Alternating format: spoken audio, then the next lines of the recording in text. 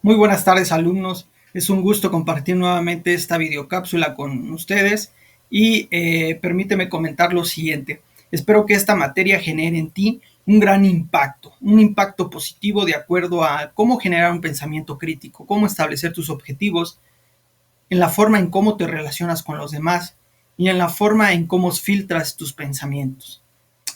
Para empezar, estaremos hablando de un tema bastante importante dentro de los fundamentos y el sentido del coaching, que son las competencias fundamentales o claves del coach. Y es que un coach se nombra así por diferentes recursos, habilidades y herramientas que ha desarrollado durante su formación, durante su experiencia, por decir, sus horas de vuelo. Esto traducido a la experiencia que lleva como coach. Y esto desarrollado previamente ante una formación. Y es que hoy en día muchas personas se hacen nombrar coach. Lastimosamente existen diferentes institutos, existen diferentes escuelas en las cuales con el simple hecho de pagar y haber estado presente y de haber cursado o haber entregado la actividad, te da el nombre y tu certificado como coach.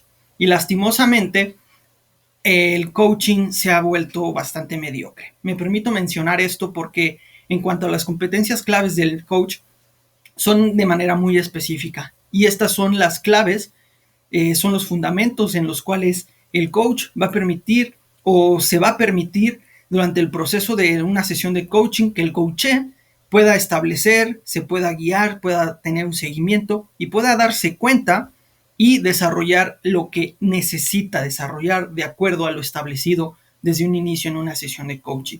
Para comenzar, vamos a hablar sobre diferentes aspectos que debe tener un coach.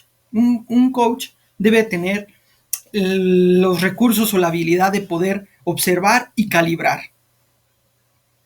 La observación es fundamental dentro del coaching, ya que esta nos va a permitir estar atentos a todo lo que nos comunica el coach.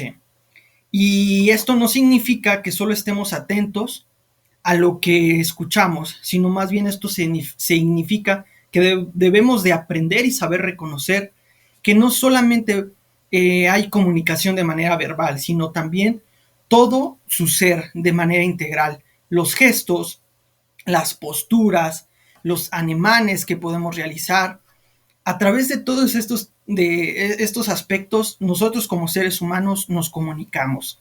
Entonces, partiendo de esto, tenemos que tener bastante desarrollado la observación. La observación nos va a permitir ver la postura, ver sus gesticulaciones, la forma en cómo verbaliza el coche, ¿sí? Nuestro cliente. Y partiendo de esto también, la cuestión de la calibración es algo que nos va a permitir poder identificar el estado emocional que se encuentra o llevarlo de un estado emocional, por decir, alegre o motivado, a un estado emocional enojado, triste, pesimista. A través de esta herramienta de la calibración es el poder manejar los estados emocionales de la persona, llevarlo a uno y traerlo a otro, de este al punto A al punto B y del punto B al punto A. Partiendo de esto, la calibración sigue siendo parte de la observación, ¿sí? Entonces, a través de esto debemos de escuchar, pero sobre todo las emociones de la persona. Estar atentos a su estado de ánimo, como te mencionaba, pues esto nos va a generar que debemos de responder con concordancia, ¿sí? En concordancia con su estado. Entonces, a nadie le podemos pedir un aumento de sueldo, ejemplo, cuando está malhumorado, ¿no? Entonces, debemos de calibrar el estado de ánimo de la persona. Entonces, ¿qué quiero decir con ese ejemplo? De que si tú te diriges con una persona malhumorada, enojada, probablemente la respuesta que vas a obtener va a ser completamente negativa. Por lo tanto, dentro del proceso de coaching, debemos de conocer cuál es el estado anímico del coach, del cliente, de la persona. Y a partir de esto ver si se está bloqueando y se está generando alguna complicación que no va a permitir tener una buena sesión de coaching. Entonces en esto nos vamos a poder identificar si hay apertura o si hay rechazo. Una de las segundas claves o competencias que debe de tener un coach es el rapport. Y esta palabra es bastante inusual, por mencionarla, porque no hay una definición, no hay una traducción acertada. Lo más acertado a ella es como empatía, ¿sí? Como poder saber las necesidades del otro. Entonces, a través del rapport vamos a poder establecer una buena comunicación. El rapport es clave para una buena comunicación y esta es necesaria para estar en sintonía. Es decir, que nadie abre su ser a otra persona, nadie permite sí, ese acercamiento si no nos sentimos en una sintonía, si no nos sentimos en confianza. Por lo tanto, el rapport significa, ¿sí?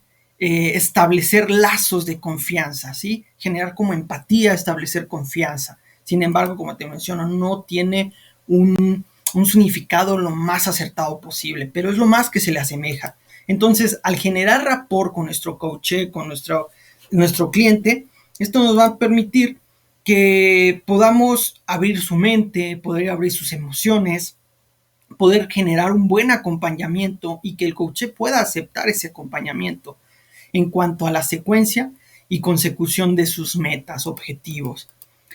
Otro fundamento y otra clave, otra competencia que debe de tener un coach, ¿sí? Es la escucha activa. Y me permito decir, no solamente un coach, creo que cualquier persona deberíamos de tener desarrollada la escucha activa, porque suele ser que oímos, pero no escuchamos, ¿sí? Entonces no prestamos esa plena conciencia, no ponemos esa plena atención a quien está con nosotros. Entonces, al generar la escucha activa, nos va a permitir, como mencionaba en lo anterior, la observación es muy importante, ¿bien? Entonces, la parte de la observación tiene que ver mucho con lo de la escucha activa. Entonces, teniendo en cuenta esta parte, la escucha activa nos va a permitir hoy en día, ya que estamos muchos muy preocupados en enseñar, en cómo hablar, pero poco nos enfocamos en enseñar a escuchar al otro. Entonces, fundamentalmente la escucha activa va a permitir que el proceso de coaching sea más asertivo, sea más eficaz. ¿Por qué? Porque vamos a estar plenamente generando una plena atención, ¿sí? A través de la escucha de nuestro aparato auditivo a nuestro coach, sin generar ni hacer interrupciones, sino más bien le vamos a permitir hablar. Entonces, la dificultad que tenemos es que nadie nos ha enseñado a escuchar. Muchas de las veces somos intermitentes al estar interrumpiendo, ¿no? Al estar interrumpiendo el comentario en base a lo que nosotros creemos, consideramos o queremos. Entonces, la escucha activa no es interpretar. Esto hay que tenerlo bastante claro. La escucha activa no es interpretar, sino más bien es comprender desde el otro punto de vista, desde su postura de nuestro coach, que puede ser sus vivencias, sus creencias, sus miedos y sus anhelos. Entonces, todos estos aspectos nos van a permitir, ¿sí? Nos van a permitir que tener un panorama más amplio, con el cual vamos a poder trabajar. Y esto nos va a ayudar a separar lo propio de lo ajeno, lo que proviene de nuestro propio ser, ¿sí? De aquello que proviene de la persona que está enfrente, de nuestro coach, de nuestro paciente, de nuestro colaborador, etc. Entonces, si no escuchamos, no podremos hacer buenas preguntas. Y la clave de tener una escucha activa es que generemos preguntas poderosas, preguntas que van a clarificar, que van a hacer retroflexión, que van a generar reflexión en el coach. Y si no escuchamos bien, también no vamos a poder generar una retroalimentación adecuadamente a nuestro coach. Entonces, esta parte de la escucha activa es una herramienta fundamental dentro del proceso del coaching, así como el rapport, así como la observación y la calibración. Entonces es muy importante ir desarrollando la escucha activa. Algo muy importante que hay que entender es de que cuando estamos en una conversación y pongo el panorama de una sesión de coaching, lo importante es dejar hablar al otro, escuchándolo. Tratar de callar esa voz interna que nos dice esto no es así, pero ¿por qué? O no debería de ser así, tú esto, interrúmpelo, etcétera. Escuchar esa voz, silenciar esa voz interna y prestar la atención conscientemente al otro. Una herramienta más del coach es la retroalimentación. Esta herramienta es un proceso de aprendizaje dentro del proceso del coach. Entonces, a muchas personas se nos resulta útil saber si lo que estamos haciendo o hicimos lo estamos haciendo bien o no. ¿Cuál es la intención de una retroalimentación? No es una crítica. La retroalimentación es prestar atención, observar, tener escucha activa, ¿sí? Y poder dar una opinión positiva de lo que ha hecho o de lo que no ha hecho. No es criticar, no es juzgar, no es señalar. Es muy distinto. La retroalimentación es dar eso, ¿sí? Es dar como aquello que no tiene aquella persona y que lo puede desarrollar o que puede mejorar en diferentes áreas.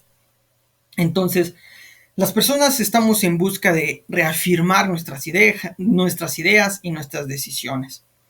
Todo ello va a ayudar a nuestro crecimiento personal. Sin embargo, en nuestros procesos de aprendizaje estamos más acostumbrados a la evaluación que a la retroalimentación, ¿no? Lo hiciste bien, lo hiciste mal. Completamente distinto a la retroalimentación. Entonces pensemos que si no, en esto, muchas de las veces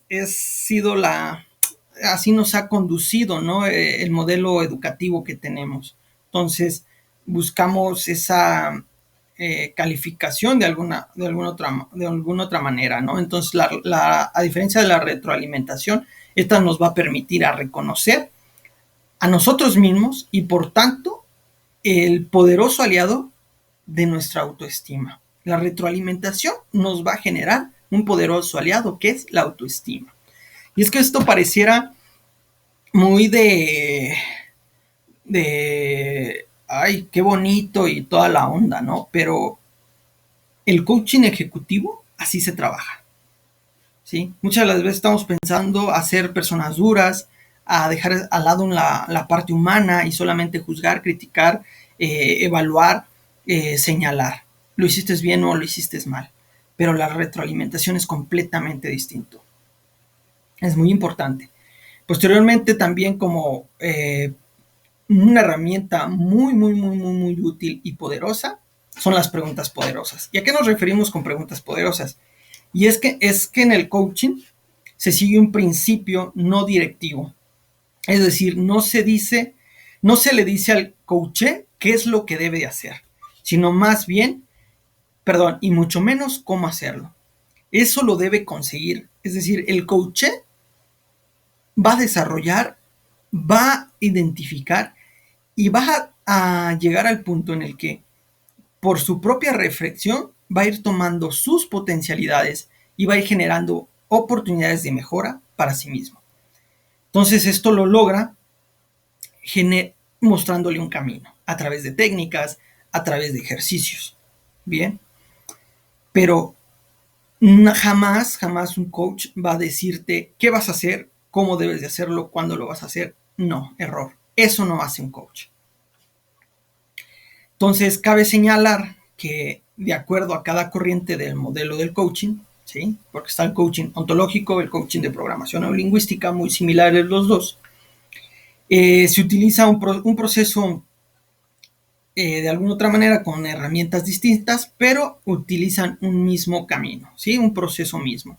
Por ejemplo, son las técnicas y herramientas de la programación neurolingüística, que aquí podemos hablar de sistemas de representación, auditivo, visual, kinestésico, podemos hablar sobre el metamodelo, las visualizaciones, anclajes, encuadre, etc.